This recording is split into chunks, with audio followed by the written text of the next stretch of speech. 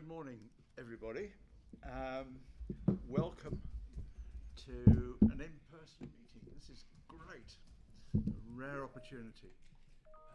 Almost an in-person meeting, but it's nice to see you lot too. We've got apologies from Eric and from Tony, but you're standing in, Steve, aren't you, for Eric? Apart from that, things are sort of normal. So here we go. Hello. When I said we got apologies, Keith is not here yet. That's right, isn't it? Sue Tams's. Have we got Sue Tam's apology? Oh, right. And we got apologies from Sue Tams, so I've caught up with myself now. And I'm not sure we got apologies from Keith, so he may arrive. Okay, let's move on. Are there any new declarations of interest from anybody that we haven't had before? Nope. Good. So we got the minutes of the previous meeting, which was just over a month ago, 8th of February. Anybody got any comments on those minutes, or are they okay to sign off? Yeah. Okay, we're doing well. And we've got some action monitoring items on the tail end of that. And there was the point that Janet made, because it's all to do with our relationship with the ICB and how we get the feedback and can we improve on this. What came out of that was that the board development programme, we will try and build in more into our board development programme than we've done previously. So I hope that's all right. Janet's head move in the right direction, isn't it? And then mortality surveillance. This is Pauline's point.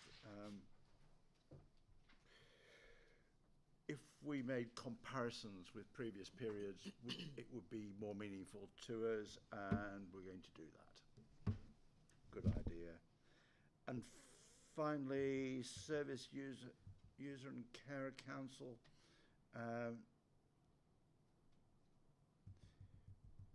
What support could we give for the moorlands farming community? That's the point, isn't it? Sorry. Yes, Tony's not with us today, so I'm happy to pick that up. Yeah. Had a good conversation with Jane and the team at the Wellbeing College, and it's something we are going to take forward. Indeed, a member of the college was at Leek Farmers Market this week, having conversations with farmers around wellbeing, recovery, mental health, and we're going to make the connections in the Moorlands area and take that forward, and that will come through the usual reporting process in due course.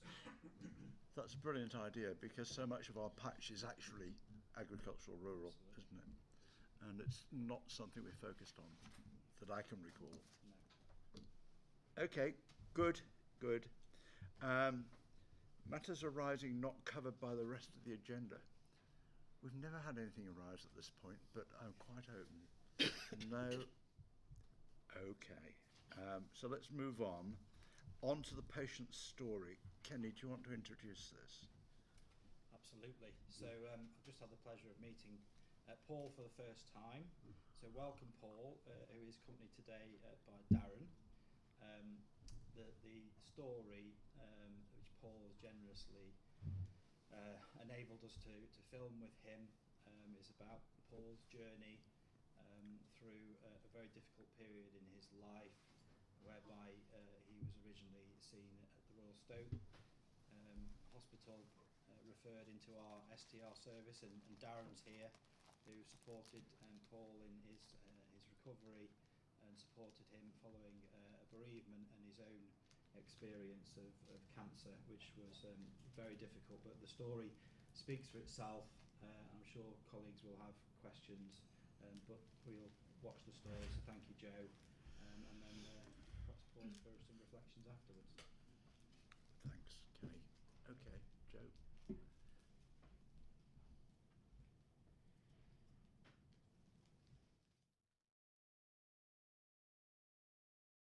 My name is Paul Steffi. I came through combined services through the 2 nurses at Royal Stafffordshire Hospital because I felt suicidal and my mental well-being, my mental state wasn't good. So they took me there personally. Well, my mama, she died of cancer about 3 months ago. In October, I got diagnosed with cancer about a year and a half ago. So basically, my mama had care control of all my finances. The bank was in her name, the house was in her name, anything was in her name. When she passed away, I couldn't access any bank account. The council was going to take the house away from me.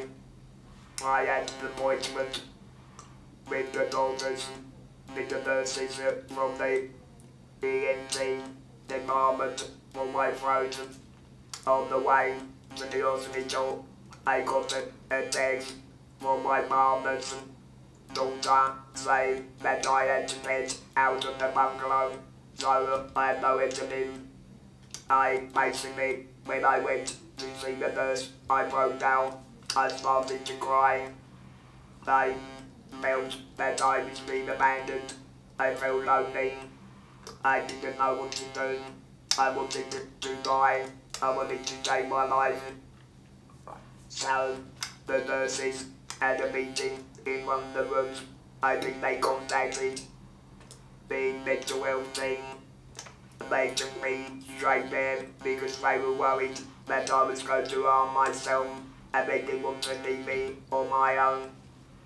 I spoke to the mental health team who basically contacted Jill, and from then on Jill, Paul, me, Alice, they've been helping me with my situation, like the bank, helping me sort out my finances because I can't speak, and if I speak over the phone, people put the phone down on me because they don't hear my voice. So basically, the STRT and me, my voice, they felt me down, and I was having counselling to go out because when I had the operation I went through, I suffer from anxiety and mental health problems, and so I basically withdrew from myself, and I was having counselling which went okay to get me back out, to get me confident, to be around people, but that finished. So basically, I had no family, no friends, I got left alone. Yes, TRT have helped me sort out my finances, managed to get in contact with paying my electric, my gas bill, so I can now I have a very good foundation to build on, so I can move forward. To tell you the truth, I spoke to the nurse the other day. Where I am now, I was nowhere near there 6-7 weeks ago. I didn't want to live. I really didn't want to live. I had 2 cats. It sounds silly, but they kept me alive. They really did keep me alive. And what Jill's done, and what the team's done, I owe my life. I really do. Because I couldn't see no light at the end of the tunnel. Jill had to take my medication because of my choice, because I didn't trust myself. I didn't. I was scared of myself. That's a little bit second. I would do something very silly. That's how I felt. Where I am now, to where I was 6 weeks ago. I'm in a total different place because of the help, the support, the love, and everything they've given me. It's been a very emotional journey. It really has. When you're left on your own, it's very hard. And I know I would have been here. It wasn't for the support, the love I've had. And yeah, I know it's like making me save somebody's life.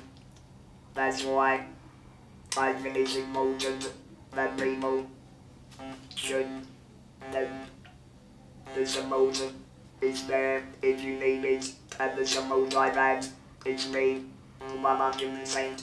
I couldn't ask for any more. I think basically there's not enough of people know that this is out there, that they can help. I think that needs to be more publicised.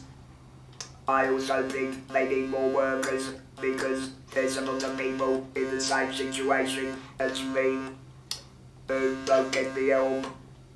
They don't know that the help is there. I never know that the help was there if it wasn't for the 2 nurses who took me to place. Basically, I think that it needs to be much more out there. People need to know that the help is there. You have the mountains, you have places where you can go and to socialise, which makes a big difference. Like I say, I went Christmas Day with Jill and Alex to a place where you could eat with their families, which was great. But like I said, I would never know that was there, and it wasn't more yesterday. So I've learned to, in the last 6 weeks, there is help there in different places. But I've only learned that through yesterday. I've never known that these places even exist. So yes, I think it needs to be made more public, that so people are aware and they know that they can go and get the help in need, and they don't have to struggle or go through what I went through at the beginning. I obviously think yes, they need more funding, and that's for sure, because I'm only one person. There's many people out there who have the same problem. So yes, I believe there's a lot more what can be done. And I think the team, what they've dealt with me, are the utterly amazing. They're amazing people. They go beyond their job. They're undervalued for the work, what they do, and they are truly amazing. Every single person who's dealt with me have gone beyond them, and it restores the person, the treatment. There are people who are caring out there. So yes, I believe they do need more funding. I suppose to drop in where you could go to speak face to face, like that's more accessibility to speak face to face, because me personally, I have bad trouble on the phone. So now I use this. If I'm speaking to somebody on the other side of the phone, they don't hear my voice, they only hear the buzzing. So yes, I think they should have a place where, I know they got different places, but there should be a place where somebody, where I can go from the streets and go and speak to face to face.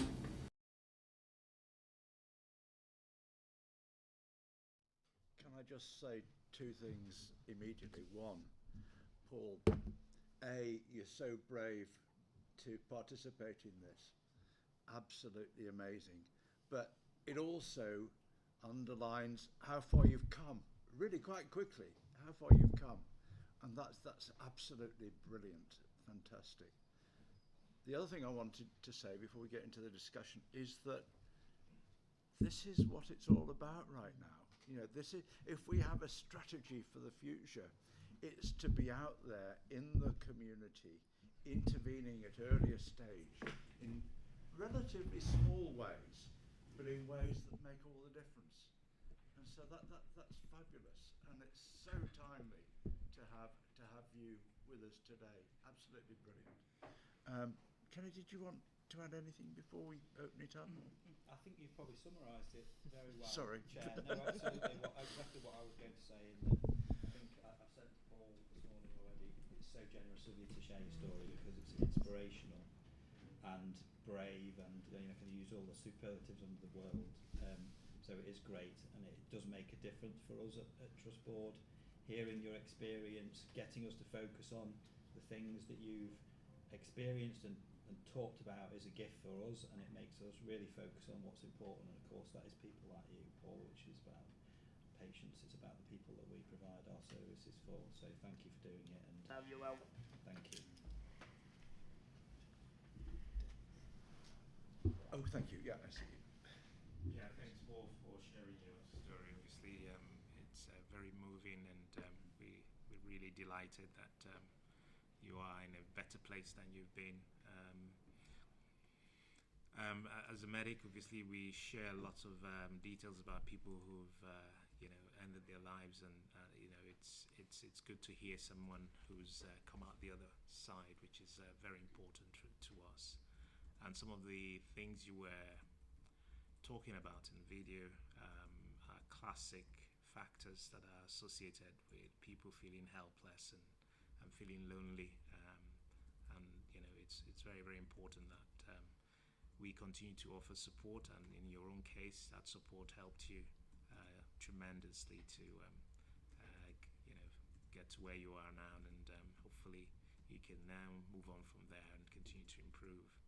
And we do recognize that there are a lot of difficulties that you experience which are not necessarily within the gift of health services, but it's also about supporting you to and supporting people who experience that to access those services, and also believing that there is some help out there, and that you can get beyond that immediate difficulty that you're facing. So thank you very much for sharing your story. You're welcome. Yes, Bobby. Thank you. Thank you, Paul. That, as everyone said, that was inspirational, and really appreciate you sharing that. I think one of the things that struck me was the importance of the response of those nurses at Royal Stoke at the time when you first, in a sense, shared your distress, and the fact that it shows the need for that linkage, and having mental health specialists within Royal Stoke is how important that is, that they were able to speak to somebody straight away and actually responded to that, because I wonder if that's absolutely always the case, that might have happened, and what a different story we could be having if that initial thing hadn't happened. And for me, I think that's a real takeaway, is the real importance of that. People come into mental health services for all sorts of different reasons, and the trigger for that may not necessarily initially be a mental health issue, but something else that's happened in your life. So I think that's really important, and I'm just very glad that was the response that you had at that time. And I think we need to feed that back as well, actually, and make sure that Royal Stoke understand the importance of that, to make sure that type of practice continues in the future. So thank you. Welcome. That's brilliant. It's really, really important, isn't it, when we sit round our white tablecloth tables and look, in a sense, down on the organisation, the sizable organisation that we're responsible for, to really be able to touch and feel what's really going on in that organisation, and where it's working and where it's not. And today's done that, and that's really, really helpful. Yeah. Yes.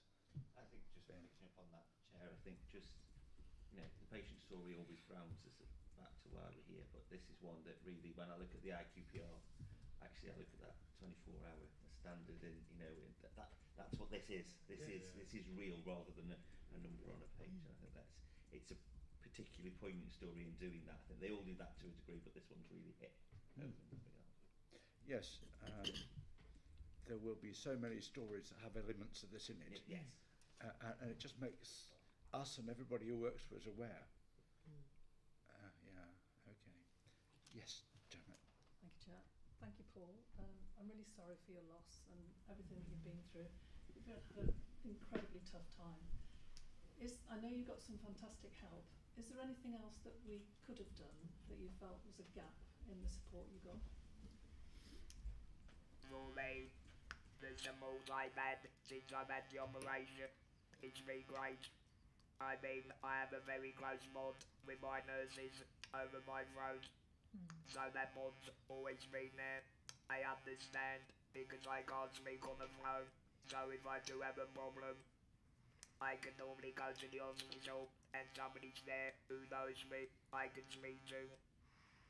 So, like I say, I was telling Darren here, I've been very lucky in a way because the support which I've had, like I say, I wouldn't be here now if it wasn't for the two nurses who took me to this DRT because I was basically left on my own. I've been abroad for 25 years. I came back because my mama was dying of cancer and she was from smoke and she wanted to be with her family. My family lived abroad. That's when they realised I had cancer. So basically, I had to move my life on hold to care for her. But we both ended up with COVID and she never recovered. So basically, I was left on my own. I had nobody. I couldn't speak on the phone. I couldn't ask for help. I didn't know where to go. I had no clue about nothing. I was just in no contract with nobody and I couldn't speak. When I met Jill from the SDR team, they came, they saw me every day, they cooked for me, they gave me leaflets, they took me to places where I now know I can go if I've got any problems. On speaking on the phone, they will help me and they will speak because a lot of the times authorities even try to get my social sorted, they would put the phone down on me. So I was going through that problem and it was really frustrating. Darren spent hours in my house trying to ring up places so they understand the frustration. But there's loads of people, and I mean loads of people who doesn't know the organ where we could go. I took one of my next door neighbours, she's 70-something years old. I took her last week because she's got health problems. She's lived in Stoke all her life and she didn't know. There's lots of people who don't know that the help is there. I don't think it's advertised enough. I think that needs to be worked on. Also, I understand that there's not many of them working in their team. So I must be often there trying to see everybody with mental problems because everybody's different. I mean, they spent the day around my house cooking, so I had food for the week. So I mean, the love and everything I had was unbelievable. And it's like I say, and I tell everybody, I managed to have the courage to put it on Facebook. My family, my friends didn't know what I was going through. Nobody knew. So, like I say, I'm here now because of two nurses and because of this thing. If not, I wouldn't be here now. I would have killed myself, I know, because I was lonely. And my father was my voice. So I mean, she's gone, I've got no voice. So I had to go out and had to deal with situations which I didn't know how to do. I only dream all my life, and like I say, I believe there should be more of them. I believe there should be more advertisement because I didn't know. Now I know. Now I speak to other people who know. So they know their meal is on there. Yeah, we call it signposting. We need to do that. Rest assured that film of yours will go far and wide, and lots of people will see it and understand better as a result. So that's great. Gareth, you wanted to add something? Yeah, I think Paul said quite a lot there, and I think that the problem that we had, or the main problem that we had, was, as you know, if you speak to somebody and speaking on behalf of somebody, you have to have their permission. Could we get permission? It was just going from one department to another department. I mainly dealt with your council tax centre, and we were there for about 2 or 3 hours on the phone, and probably a good 10-15 minutes was trying to reason with the council tax person on the phone to get her permission to say that we could do it. And she said to at one point, well, put it in writing. Paul was standing next to me and said, well, if we was to put it in writing, he used to say I've put a signature to it, which was right. And also Paul's at it just again, the community lounges that we go to. Paul's taking people there now. He's doing us out of a job, really. But he's doing it, and he's speaking up for people as well. So, you know, we've done our bit, now Paul's doing his bit, and I feel that's really good. Yeah, that's that broader point. The people who have been through this and benefited can feed back that on a wider front, and that's exactly what you're doing. Hi Paul, and thank you. And just on that point, you know, we have a real ambition to employ more and more people with lived experience, because we can see the value and we know how important it is. So, you know, you might be after a job, Paul, mightn't you, one day, but we'll see. I've asked, because I can't work at the moment, as I was speaking to somebody on the lounge on Monday. They were telling me about the board. They basically went through the same thing. Not so bad as me, but with the depression. Now he actually works with other people. So yes, I mean, at the moment I'm still not 100%, but it's something I would like to do in the future. Volunteer, at least volunteer a couple of hours. I didn't really what was given to me. That's how I see it myself. Like I say, my next door neighbour wasn't well, and she's been in stone for 70 years. She's arm blind, and she needed help at the council and to fill in forms, and I took her with me to Moore Vale, where Darren goes, and they helped her. The council came out straight away. They came, saw the situation, but there's a lot of people who don't know about this. That's the shame. She's 70 years old, she's volatile.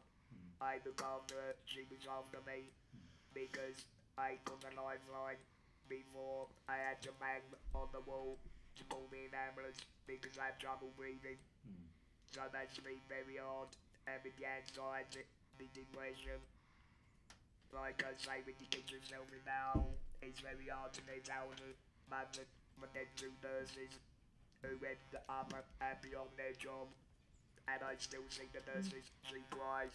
She knows that it's so good to see how different you are, because 5 months ago, I turned around and told all the people this. I wasn't the same person. It's what these people have done for me and given me a foundation to build on, which has been great. Like I say, the bills, everything was in my partner's name. Every time I went on the road, who would put the phone down, who would put his permission, like he says. So I'm still going through that problem at the moment on a lot of things. So I suppose my question and my point was to Gareth really. I was fascinated about Darren. Sorry, I don't know who Gareth is. I was copying David's on my phone. Talking about cooking for a day and making sure Paul had got meals, so important. I suppose is there a huge amount of flexibility in the SDR role, and how do you manage, because you could move in with somebody, I'm sure, couldn't you? If you I feel that because we were only mainly up to 4 weeks. Okay. With Paul, we went a bit beyond that, and which was rightly so. But as to making sure you got food and thing, because there's food banks, we would collect the food banks, and then we have lovely ladies called Jill and Alex at the time, who's moved on to somewhere else now. But she was really good part of the team as well, who would go out and cook the food and make sure it was like, what was it called in, where you do loads of food together and Chill freeze, cook, chill, freeze. yeah, Batch cooking. Yeah. that's batch cooking, that's what I was after, batch cooking. So he made sure that he got plenty for Yeah. the week, and he just Yeah. basically brought it out and put it in the microwave and whatever, didn't he? That's right. Yeah, it's great. Also took me out for coffee, which was important as well. Yeah. So I was always in the house. So they only get out and about Christmas Day. I went to a big thing Christmas Day, Karen was there. Because if those I would have spent Christmas on my own, Yeah. but I spent it with other people who've gone homeless or family problems, which was nice as well. So that helped me a lot, was getting me out. So I try now to get out because of my mental health. So it's helped me a lot. And it's given me the confidence to come and speak to you lot as well. Because I only thought it's only good because it teaches people how to do it undervalued. Okay, thank you very much indeed, and thank you from all of us for your being here today and your presentation. We got another presentation to do. Why don't you just stay there for a minute, and we'll move on to the next thing on the agenda. Okay, just thank you, Chair. This is the Reach Award, and the team that's the recipient of the award this month is the R's team, which is the Additional Reimbursement Scheme, and it's the Primary Care team or directorate, and they're joining us today via Teams. So welcome. The team have been nominated because of the work they've done with our primary care networks in ensuring that there's a smooth pathway between primary care and secondary care, particularly for people with mental health needs. They have not only done that, but they've done that in partnership and collaboration with our GPs, and the result has been that there is a better experience both for our GPs in terms of accessibility of mental health care timely, but also for our patients too. So there's a seamless pathway both from primary to secondary and back down again. And they have done this aligned with our Proud to Care values, as always, being compassionate. They've been approachable, taking responsibility, and been excellent in how they've done that. So without further ado, and unfortunately, because you can't be with us, your certificate has been sent to you. So we'll do an actual clap, but through virtual, digital to you. Thank you very much. Okay, brilliant. Well done.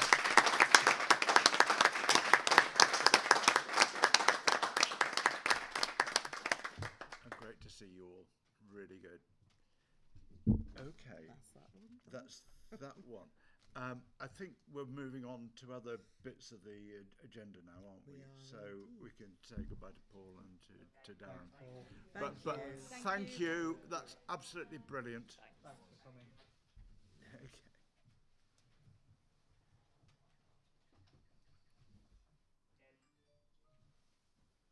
We can continue, shall I? Give it a minute. Oh, okay. Still there.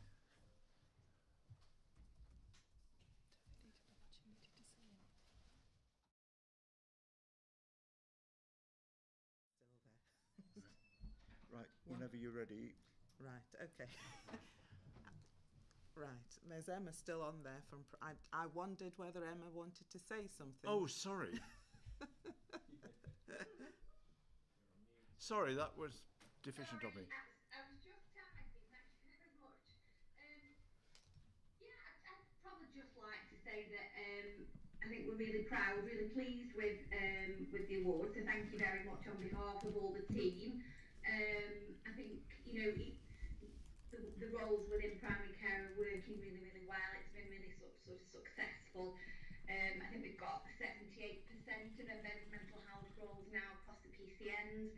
We're noticing a real impact for patients. We're having lots of patient feedback, patient satisfaction data that tells us that it's a really valuable service. We've just recently submitted another stakeholder feedback, so that's been really positive. We're seeing really good outcomes, and we're just continuing now to embed those roles within primary care, and continuing those really positive relationships and partnerships with the primary care colleagues. So, Thank you. just to be clear, this is primary care right across North Staffordshire, isn't it? Yeah. It is, yes. It's the 13 primary care networks that we've got across North Staffordshire and Stoke. Got you. Do you also have links into those parts of primary care where we have a direct interest? Yes. That just is Yes. part of the same thing, really. Yes. Yeah. Yeah. Okay, We do. got it. So it's not limited to, and I think Ben wants No, to. that's the point. It's Yeah. wider. Yeah. Yeah, it's wider, but obviously as part of our own internal structure, when we moved a few things around last year, we actually put the R team in with primary care and recognition that would help the joint working. Well, yeah, absolutely. So it's a double thing, really. Okay, got it. Well, premature last time, but I'll try again. Thank you very much for being with us, and congratulations. Okay. Thank you. Thanks for having me. Thank Okay. you. Bye then. So we're able to move on to the next part of the agenda, which is Bookie's Chief Executive's report. We are indeed, and thank you, Chair. I'll take it as read and just highlight one or two things that have happened since the report was prepared, and also just highlight a few bits in the report. The staff survey we have received and been published widely, and I just wanted to use this opportunity to thank our staff once again for their response, because it's very important for us to hear how we're doing and how we might make things better for them in the way they're working. So it is a good result in that consistently again our high response rate we've celebrated, and also we're above average in every of the 6 people promises area. As always, we have to be outstanding in all we do and how we do it, but I won't let that take away from the fact that in spite of it perhaps not being as outstanding as we would like, it is still a very, very good and enviable report by many trusts. So just wanted to emphasise our thanks, and we will, as always, continue to work with our staff in areas where we need to improve, and they've told us that we need to. Just wanted to also mention the review of the mental health inpatient services that Kenny and team are leading on for us, and it's a very important aspect that we, I suppose, have started prior to recognition of the need for this nationally, but as always we're not complacent, and we'll continue to share and also learn and participate in the national programme. It'd be remiss of me not to also mention and congratulate Dennis on his first board as substantive CMO. People will know that he has been in that role for 2 years supporting me, so congratulations, Dennis, and welcome. Welcome, fresh. No longer interim. Fabulous. We've had a number of events in the trust in terms of engagement. We had one that was focusing on our clinical support staff.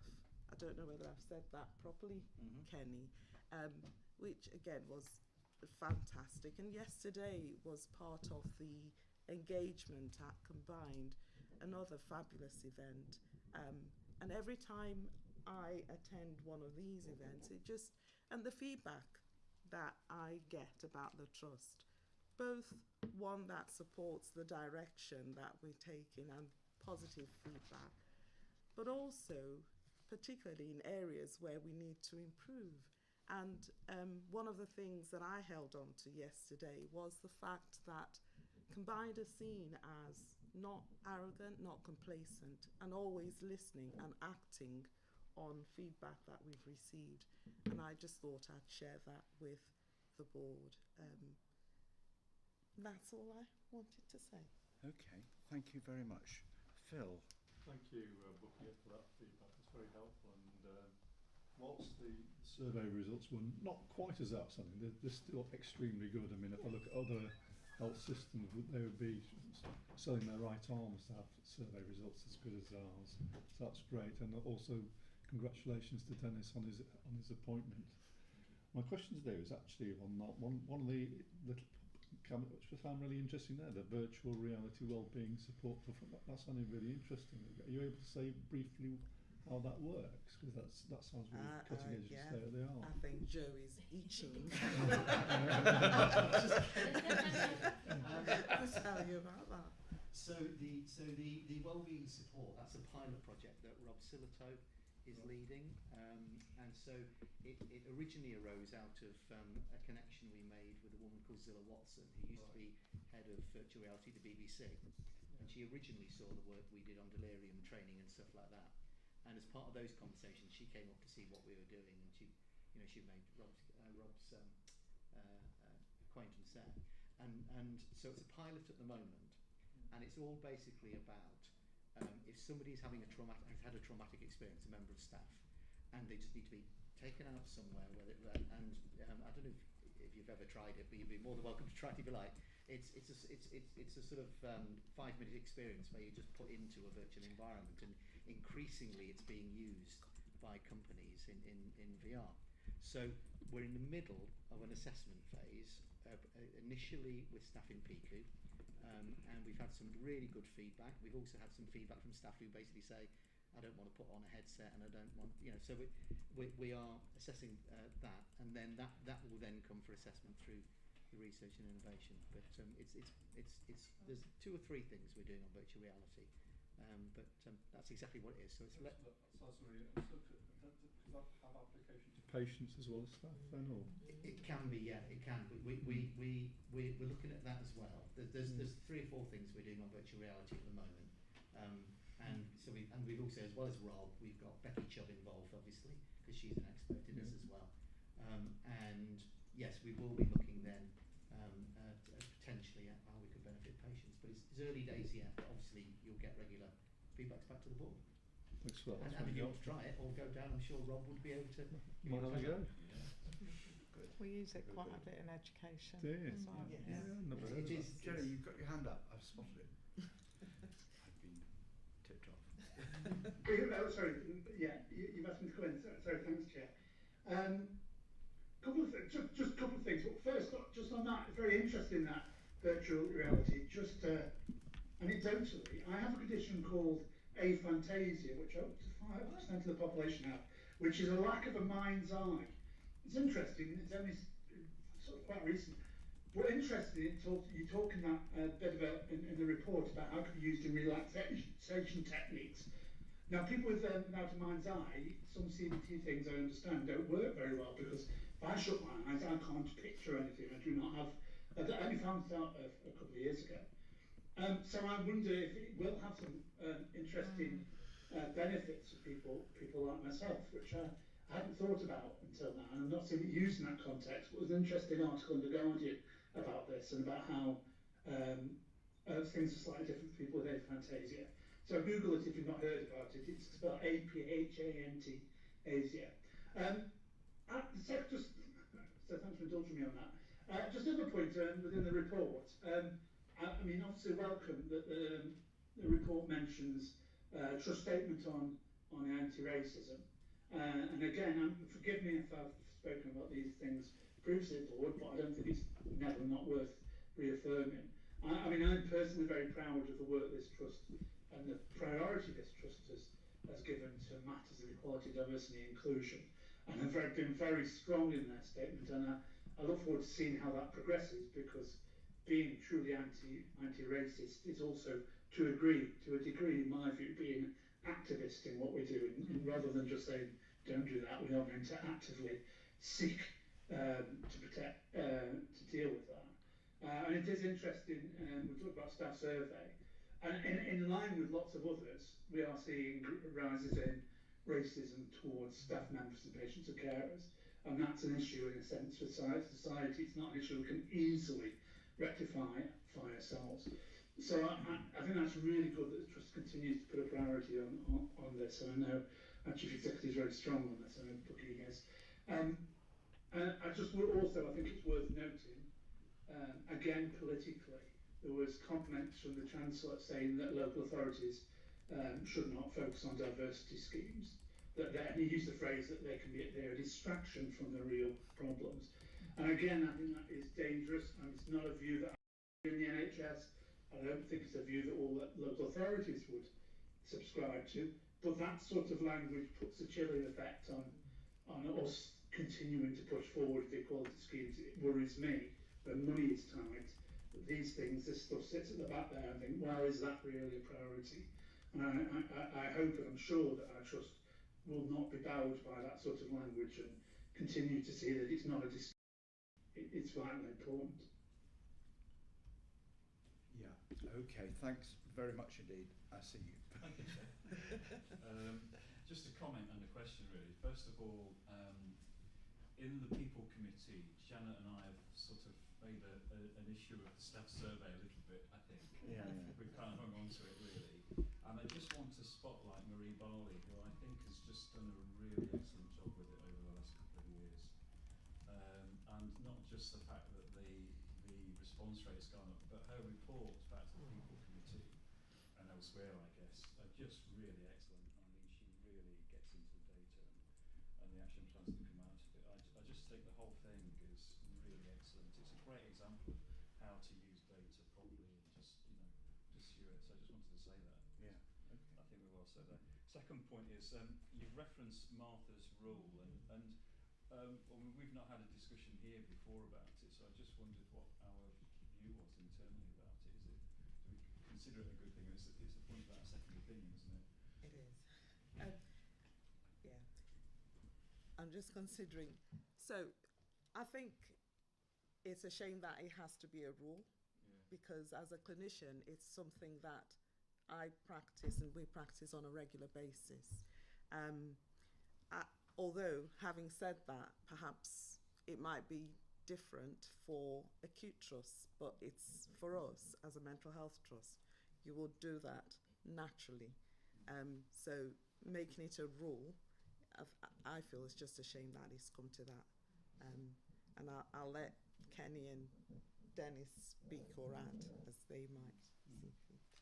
So I was at the Chief Nursing Officers Summit when Martha's mother actually presented, which, as you can imagine, was incredibly emotional, compelling story to listen to, but incredibly powerful because there was frequent opportunities for an escalation to critical care, and the clinicians, with all good intent, I'm absolutely sure, and Martha's mother said exactly the same, didn't feel that was necessary, and yet the family were convinced that it needed to be the case, and were absolutely convinced that the presentation that Martha had when she was going through sepsis was completely unrelated to the things that the clinical team felt were the case. So I can absolutely see the driver for it, but I think there's a whole thing about, and we talk about this at board, and we've got a huge programme of work to try and address it in recovery and in listening to people's experience, whether they're family members or service users, and I think that is a healthy thing, and I think it's something I'm very proud of that we are focusing on so well, is to and it's a hugely, and people spend their entire careers refining their clinical skills, but without that triangulation of people being empowered to speak for themselves, whether that be families or service users or carers, then we can make errors, I think, as clinicians, and we're doing that internally really well.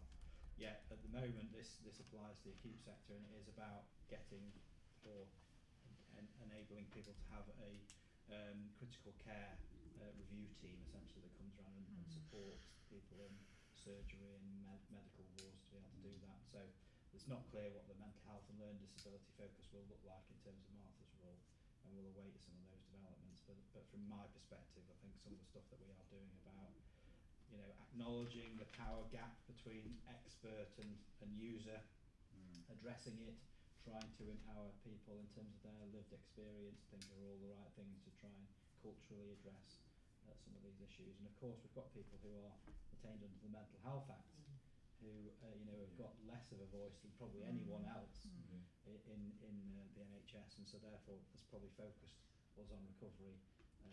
We're not there yet, but we need to continue to do it. Yeah, thanks, Kenny. It's really helpful. Okay. Yeah. Just to add, I think Kenny's covered most of the things I wanted to say, but just for the board's attention, we do generally offer a second opinion where we are, you know, patients request it or their relatives, and that's a given. If they need that, it's often around diagnosis and people being unclear and want maybe more answers.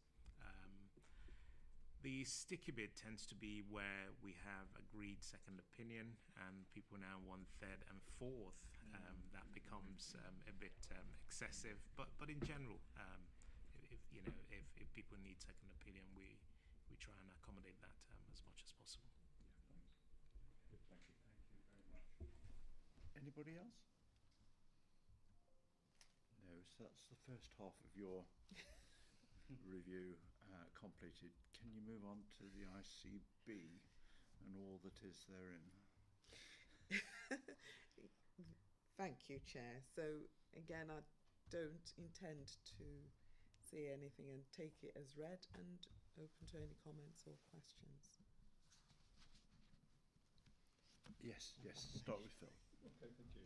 I mean, I think these are helpful reports, I have to say. I mean, I feel as though I've got a much better grip of what's going on within the system than I had before because of them. I suppose the question I was going to ask is may seem rather a minor one, but I was quite intrigued by the finance and performance report where it says there is a national issue around Band 2 staff who have put in a claim to be rebanded to Band 3. It says Paul advised this might be a liability to our position for the current year. Does that affect us as a trust at all? No is the answer, but So in the main, this is in relation to healthcare support workers. Right, okay. We took a decision a number of years ago to recognise that healthcare support workers within our trust are more independent than in other sectors, so they're Band 3s within our trust. Okay, so we have got a few Band 2 roles which we're just currently exploring, but it's a handful rather than a huge sum. That's right. Steve wants to add to Right, yes, Steve. Just to add that, I think the problem is particularly at UH&M where Jenny will probably know more about this than I do, but they've identified that within some of the Band 2 work they're involved in what is classed as clinical duties, and through the agenda change process that will push them up to Band 3. So it's happening nationally, not just at UH&M, but as Kerry said, it wasn't an issue for this trust. Thanks for that. Jenny wants to add, I think. I see your hands up again. Thank you. Jenny? Sorry, just on that, Kerry's absolutely right in that we recognised some time ago that the Band 3 is appropriate, and indeed we've had a lot of roles from the very installation of agenda change at Band 3, where our sister trust in MPFT actually played very similar roles at a lower band, and they're now trying to catch up with that. But it is part of a bigger piece across the whole NHS, and indeed in many acute hospitals now, Unison particularly has a campaign to review healthcare assistant roles across the board in physical care as well. And in fact, that the Band 2 is outdated for many of the duties now undertaken Band 3. So we're ahead of the game, I think, on this, because I think eventually you will see the majority of healthcare roles across the NHS paid at Band 3. Okay, thank you very much. Anybody else on the subject? Yes, sorry, Janet. Yeah, thanks very much, Chair. It was just in the first section talk about quality, equity and value. The comment about combining specialised and non-specialised budgets to meet the needs of populations, tackle health inequalities, join up care pathways. What do we feel as a trust that represents to us in terms of an opportunity or otherwise? No, it's an exam question, sorry.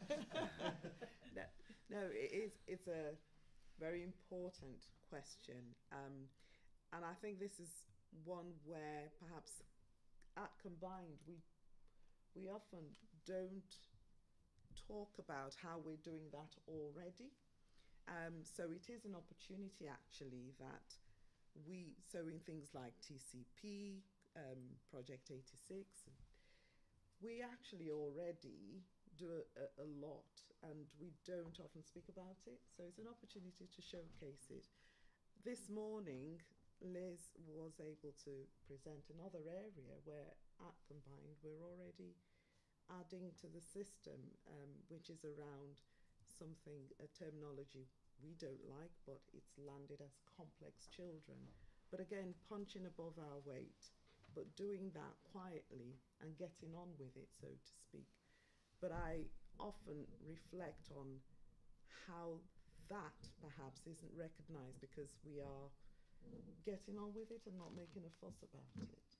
So another area where we're already doing it ahead of the curve, punching above our weight on behalf of our patients, and we need to let people know about it a bit more. I suppose my supplemental would be is what do you think the ICB thinks it means? Yeah. And that's perhaps not one to answer now, but I think it's one we need to think about. Yeah, I wondered the same, Janet, as I was reading it. Okay. No, we'll leave that for another time. Quite a good session. Okay, are we through on the ICB part now? Yeah, I think we are. So what stands between us and a break is me. I was reading, Murder in the Cathedral, Thomas Becket. No, he has a sermon, and he says, "My sermon this day shall be a very short one." And that's how it starts, and I feel a bit like that too. So, first of all, some positives. We have recruited successfully 2 new fully fledged NEDs to join us, and the effective dates. Life is so complicated, recruiting and leaving actually, and so dates are rather difficult. But the first of the new NEDs is Jenny Koo, and Jenny will be focusing on diversity and inclusion, and she sort of comes on board next week. I think she starts her induction program and so on. The other one needs no introduction at all because it's Pauline, and that's absolutely great. So I got a phone call just after. And Pauline will be our sort of NED who focuses on things clinical, but is a fully fledged NED with all that range of responsibilities that comes as well. And I'd like to think you'll be starting next week as well, but goodness knows the system refuses to clarify such things. We will get there, but within days. So that's that. I should be saying something at this point about my replacement, but I can't because it's shrouded in mystery. But hopefully that mist will clear in the next few days. So bear with us till then. And yes, this is my last board meeting for sure, I think. Unless they change the rules again. I was terrified that there would be some sort of election or something that would change, not allow the system to function. and therefore I'd still be burdening you for another few months.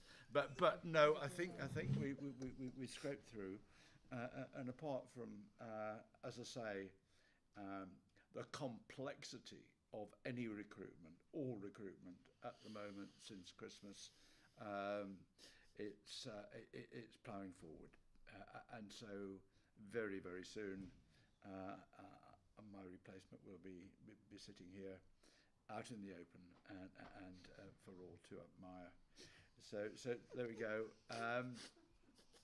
I could go on and say thank you to 1,001 people, but I'm not going to.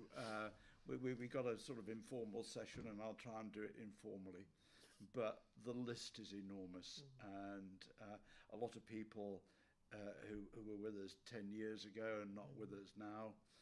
One or two people who are miraculously with us 10 years ago and still with us now. So thank you to you all. You sort of know who you are. So I think we can move on and deal with such things later on today. And there is another thing that stands between us and the break, and that's any questions from the public. But I don't think we got any, have we? We haven't this week. We actually were promoting yesterday at Port Vale. We had a stakeholder organised. There were 80 stakeholder organisations there, and we were actively promoting Ask Abroad and some of the stuff. So we haven't this month, but we are. That would be great. It's sort of unfinished business to it is indeed. Get the public into this session, especially when we're here for real. Well, I've got a few more days, so good. Okay. Let's just hope you have a better ending than Thomas Beckett. Well, you can see why he was in a bit of a hurry. Who can rid me of this turbulent chair? Yeah, I've obviously gone down the wrong road here. Right, look, let's have a break. We need everybody back by past. 30? Yes, please. That's a long time, 30, and then we'll get underway with the rest of the agenda then. So, see you.